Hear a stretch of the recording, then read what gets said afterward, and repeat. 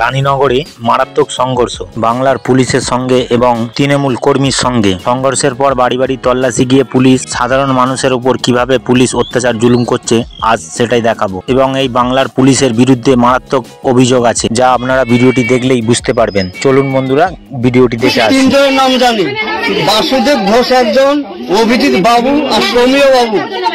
অভিজিৎ বাবু আমাকে এলো পাথারি মারে এই জায়গা খুলেছে, মা তুলে গাল দিচ্ছে, আমার বাবাকে মারছে সৌমিয় বাবু। বাসুদেব ঘোষ মারছে আমার মা, আমার বাবাকে পড়ে গেছে, আমার মা ধরে ব্লাউজ মিলাউজ ছিঁড়ে বসে সামলি আমার বউকে বসে। পুলিশের বিরুদ্ধে বন্ধুরা আরো মারাত্মক অভিযোগ আছে, অভিযোগগুলো আপনারাই নিজে চোখে দেখুন। আমার রেপ করার হুমকি দিয়েছে পুলিশে, আমার ফ্যামিলিকে রেপ করার হুমকি দিয়েছে। মহিলা পুলিশ ছিল? একটা মহিলা পুলিশ নাই, একটাও নাই। আমার মাটাকে মারে আমার মার মাথায় পানি ঢালো, পাড়ার মহিলা পরে এসে বাঁচাইলো। আমরা সব আতঙ্কিত বাড়িতে এখনো। শাসক দলের কর্মী অথচ শাসক দলেরই পুলিশ কিভাবে অত্যাচার জুলুম করেছে চলুন শুনুন বন্ধুরা।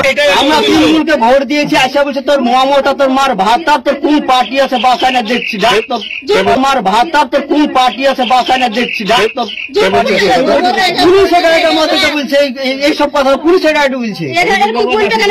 এত কিছু দেখার পরেও আপনাদের কি মনে হয় পশ্চিমবঙ্গের সাধারণ মানুষ পুলিশের প্রতি কতটা বিশ্বাস, কতটা ভরসা রাখতে পারে? কমেন্ট বক্সে অবশ্যই জানাবেন। ভিডিওটি বেশি বেশি করে শেয়ার করবেন আর পরের ভিডিও দেখার জন্য আমার এই চ্যানেলটি সাবস্ক্রাইব করে রাখুন।